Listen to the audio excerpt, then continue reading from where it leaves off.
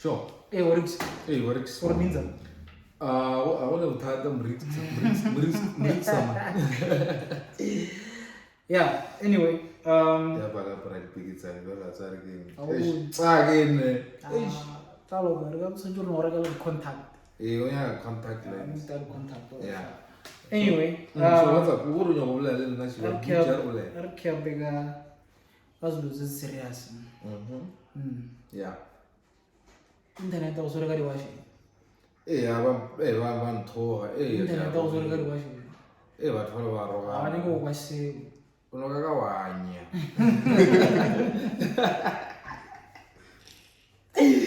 Bakobijeketa ba militaries. Well, like I've been saying, if they follow the posts on social media, they would have seen that I speak about a couple of issues. The first one is the abuse of maths literacy by schools. So schools are actually mixing maths literacy in commerce and science streams in order to achieve the so-called higher pass rates, because they know maths literacy is very easy. So they've removed maths in it. They've removed maths from the science stream and the commerce stream, and they've put in maths literacy there. And then the problem with that is that it creates a metric certificate that is obsolete, right? Basic. Very redundant, basic. Very useless, because with that metric certificate, no field in both commerce and science will accept you if you have maths literacy.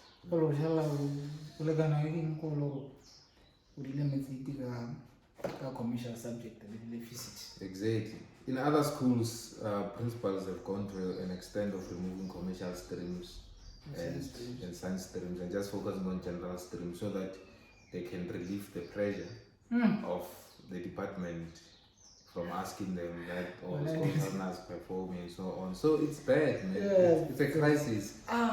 It's a crisis, and you can only imagine a kid that comes from grade 8, 9, going to grade 10, and then they have to choose subjects. They only have one option, which is the general stream, or they are being told that they need to do science stream with maths. That thing, for instance, it's so stupid that it doesn't even make sense. It is stupidity in the highest order, because for instance, if you look at physics, let's look at physics, Newton's laws. Let's look at these calculations where you have to resolve vectors. Right? Yes. You use trigonometric ratios. How else are you going to do this with? Also, apply maths literacy. You can't apply maths because there's no trigonometry in maths literacy. So it's yeah, and you can go on and on and on. I don't want to be too technical and get into the subjects themselves and highlight the contradictions. But with just this example, you can already see that the contradictions are apparent. Yeah. So the second issue that we have is that in order, for instance, there's a very strong link between the growth of an economy and its education, right? So the education system is the feeder to the economy. It feeds the economy with skills. Now, if the economy is not being fed with the right skills, the economy suffers. How so? It suffers because the heartbeat of the economy is the workforce. For companies to increase their output, and we need people who are skilled to work in those companies to increase the value output. Exactly. Productivity, for it to go high, we need skilled laborers that will unlock the full potential of companies and industry. And in order to do so now, you need people who have got mathematical skills. Whether you're talking about the retail industry, whether you're talking about the mining industry, agriculture, and so on. So the economy where it is today, it's in need of technical skills, and those technical skills will not be developed with maths literacy. Yes, so the availability of maths literacy in the curriculum sabotages that. The greatest good. You understand. And for instance, we celebrate the pass mark, but what are we celebrating? 5 years down the line, are those people going to be employable? Maybe 10 years ago, it was 10 years ago, it was okay, but today it's no longer. The needs have changed. The needs have changed. We are living in a rapidly changing world, and in order to cope with this rapidly changing world, we need people with STEM skills, science, technology, engineering, mathematics, to cope with the change. We need people who will solve problems, because new technology is being made every day. True. In order to use that technology to our best advantage, we need the STEM skills. We're not going to achieve that with maths literacy. And if you look at the statistics between 2015 and 2019, the number of learners taking pure maths has decreased by 16%, meaning that there's an influx into the maths lit, because and it's further reinforcing the stigma that maths is hard. And for instance, black people, so I feel sorry for our black brothers and sisters, especially when I saw on Facebook how angry they are. Because one thing they need to understand, within the black community, we don't have a sciences and mathematics heritage. Because the Bantu education system was designed such that black people were starved of key subjects like maths and sciences, right? And commercial subjects. So now people will say in the past we didn't have an option to do maths, which is true, but that was very intentional and deliberate by the apartheid government. There was marginalization. They knew that if you could give black people science education, give them mathematics education, they are going to take over the world. But now when you tell our black brothers that this is what we need to do, they think that you are insulting their intelligence. No, they are intelligent. It's just that they were told that maths is hard. And as a result, that has almost undermined their intelligence. So I think the campaign has to be supported by all of us, especially black people, because the more we have these technical skills as black people, the more we can solve our own problems. You can imagine what data science, software development can do for service delivery. I mean, an example, imagine you have a young man who has developed an app, and that app is linked with the municipality maintenance system. And what you do is you just take a picture of a pothole, upload it to the municipality system, and then those people there sit with a reference number. Maybe you get a reference number back that says that your complaint has been lodged, and you can even track it. So we will know, we can easily hold our municipality accountable, right? When there are water shortages, they can update, dam levels, and they can tell us that we need to use water sparingly. They can give us a schedule and say, expect water shedding in this. You understand? There's the potential to help with service delivery lies in technology. But we will never have those young people who develop those things if we keep on giving them skills that are not relevant. I can go on and on. I mean, if you look at the hospitals, they're very suboptimal. The inefficiencies there is just sure. It's up to a point where people will say, hospital almost one, And you can imagine what mathematical modeling can do to the queuing system there, so that the whole system runs efficiently, right? You can look at now with COVID funds, grants. People are queuing at the post offices. They're even fighting. Doesn't make sense. You understand? It doesn't make sense. Even opened loopholes for exploitation because we don't have the right technology to dispense social grants. So, I mean, we can go on and on and on. I'll give you an example. One example that I spoke about on one of the posts on Facebook is the issue of energy in South Africa. So, we have certain protocols that we have signed as a country. We have committed to reduce the global carbon footprint.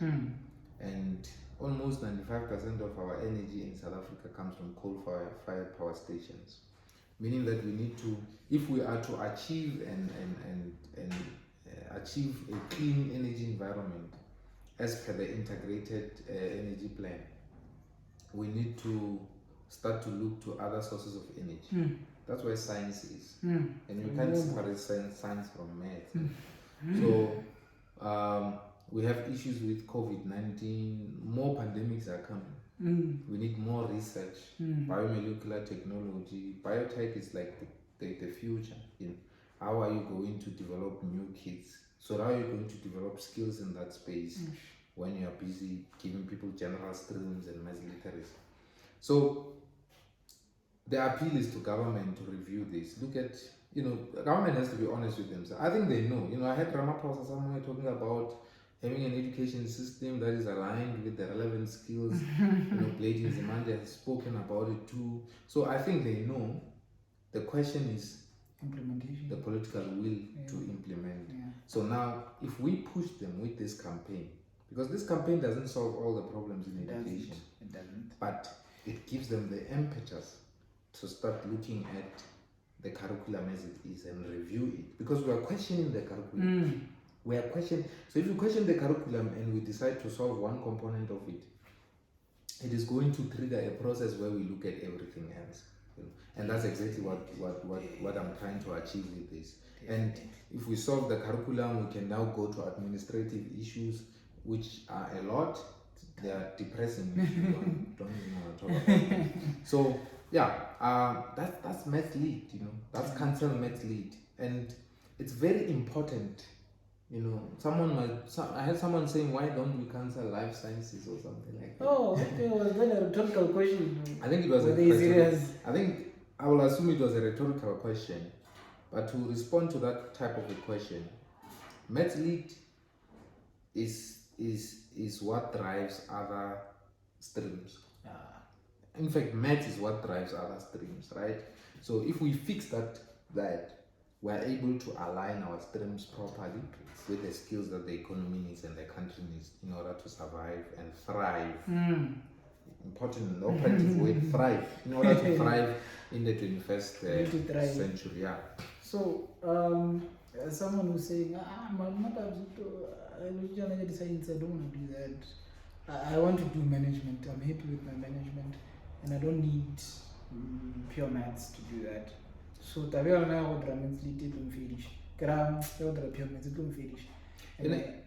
qualify for what I need to do. So, what do you say?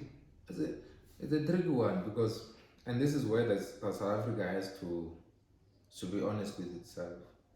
We live in a democratic country, meaning that everyone has got a freedom of choice, right? They need to choose to do what they want to do. But the one question we need to ask ourselves is, physics, laws of physics are the laws that, in fact, nature is physical sciences, right?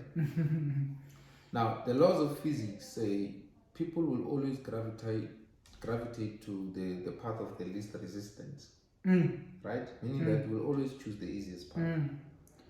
But the easiest path is not always the right path. The easiest path is also not always the path that will help us survive. Now, we need to be very honest with ourselves.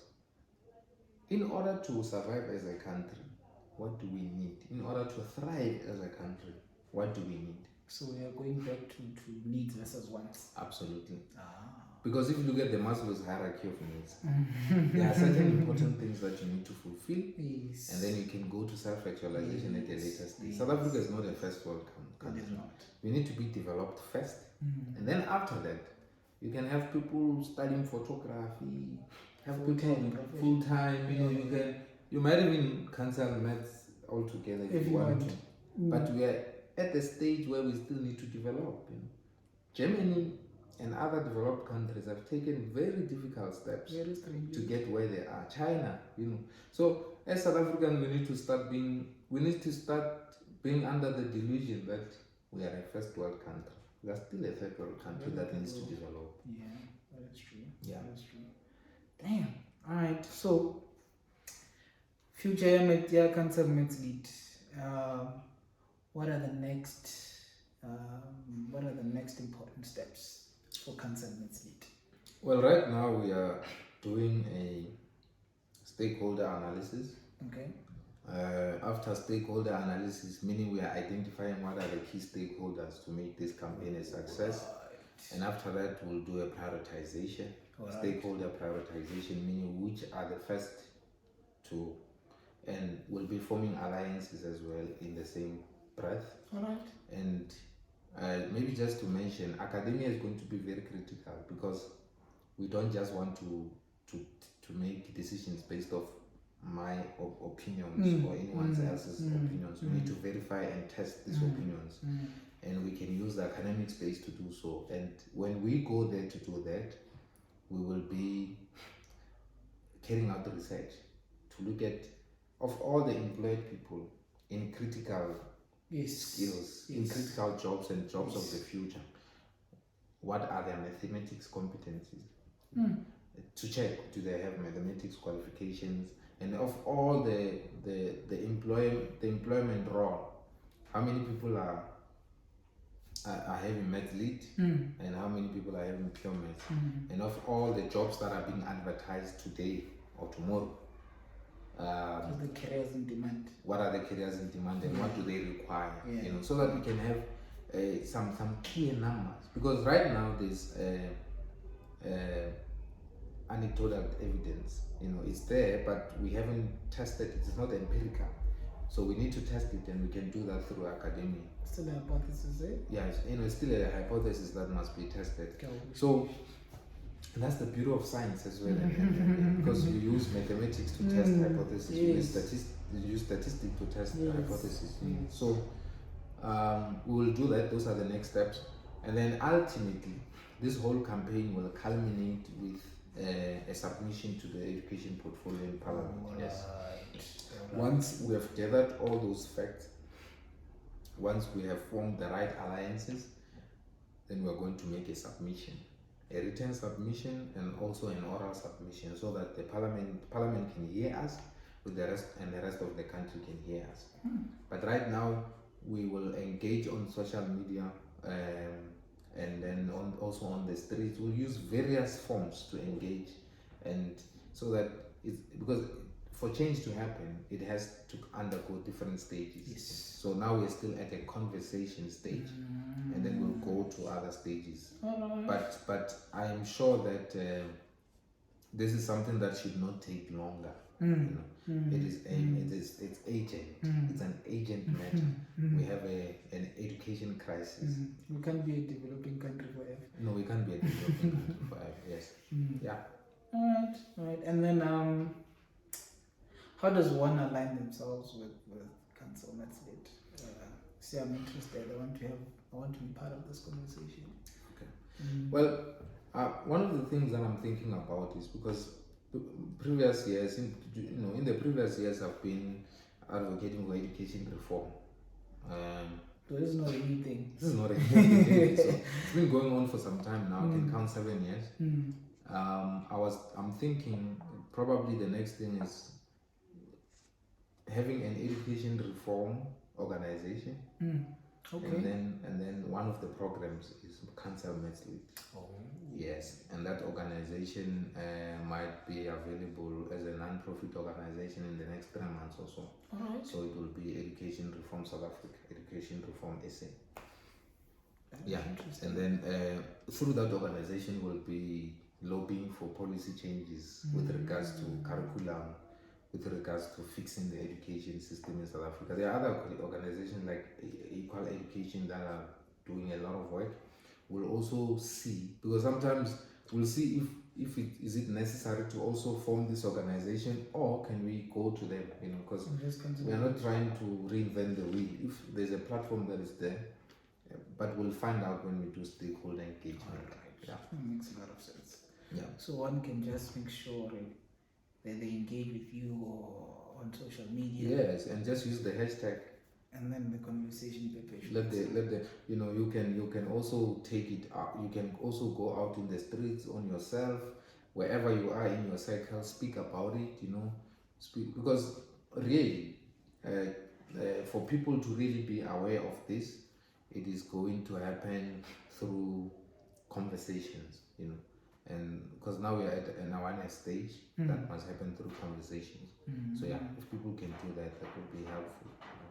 Post about it, share whatever you can, and talk about it. What would you say was the most difficult, was or is the most difficult thing about pushing this campaign? The most difficult thing is dealing with people who have done maths lead. Okay, in what sense? Yeah, I know. Yo, these people were one. So yeah, I would say the most difficult thing is helping them not personalize it. I don't know how to convince them to not take it personal, because one person says I've done maths lead and I have a high-paying job. Yeah, so now you're saying you must cancel maths lead. What about me? Am I going to have a matric certificate that is like cancelled? So they take it personally. So that's like the hard part of it, because the truth is that for this movement to carry weight, it needs them, right? Definitely. But they have proven to be very difficult at the moment. But I would say they're not impossible to convince. They're just very difficult. My challenge is finding the right wording. All right. How do I phrase things properly? How do I use words economically in order to convince them? I think that's the challenge right now, and I guess it's something that we'll figure out as we go. Yeah. Speaking of which, of convincing, do you feel as though that how can I say this without being biased? But anyway, do you feel as though the difficulty that comes with convincing people who did maths lit, lies in the vicinity, Yawari? These people are actually not aware of what's happening with the economy, of what's happening with globalization, of what's happening, with the current progression. Do you feel a majority of that population are people who are not aware, and hence it makes it very difficult for you to communicate the message? Yes, because I think historically in South Africa, one of the horrible things that we've done is the economic conversation and the education conversation have not been linked properly. They happen in isolation. Yeah. So there is no clear link, and in terms of communication, both from our leaders, from media, and elsewhere, on the relationship between the education economy nexus, right? It hasn't been explored properly. So I guess the next thing that we need to do is, every time we talk about the economy, we must talk about education. And when we talk about education, we must talk about the economy. I think that's where the problem is. Many of them are not aware, as you eloquently said. And I think this campaign should also achieve things like that. It should help in that regard, where we speak about the economy and education, and close the gap between the two. And I think this might help a lot. Right. Yeah. That makes a ton of sense. Speaking of conversations that seem to be de-linked, I think it also speaks to being financially literate. Yeah.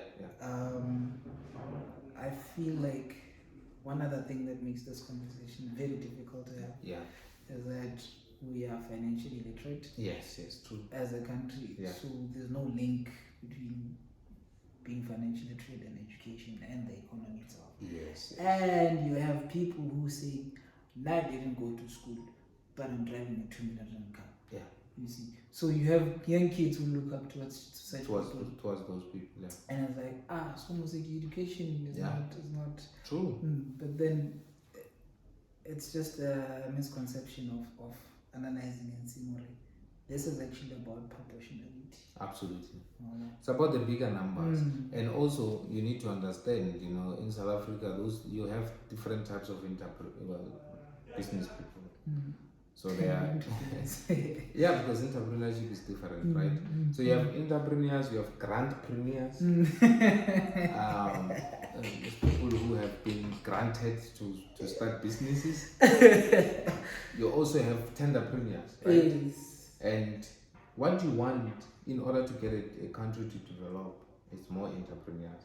But we have tenderpreneurs, we have more tenderpreneurs, and then you have grantpreneurs, and then you have entrepreneurs. And now the most celebrated in the media are the top two. And then this one is so those are the ones with the most difficult. Exactly. So and I think that's why entrepreneurship education also has to be there in our curriculum. Not business studies, because there's in the commercial stream there's economics and business studies and entrepreneurship are two different things. Yes. And business management and entrepreneurship are two different things. Entrepreneurship is science. It's a science. It's experimentation, yes, and there's a lot that goes into it. So it's I think we have started. That's the most important thing. And I would love to just appeal to people out there, anyone who's watching this, to help us with this and understand that this is for the greater good of our country. It is not, I have nothing to gain out of this, but I just feel there's a moral obligation, there's an ethical duty as a citizen of this country to do something so that the next generation can find this country a better place. And now yeah, no, that's fine. Yeah. All right. Okay, cancel Medlead. That's it. Essentially. Yeah.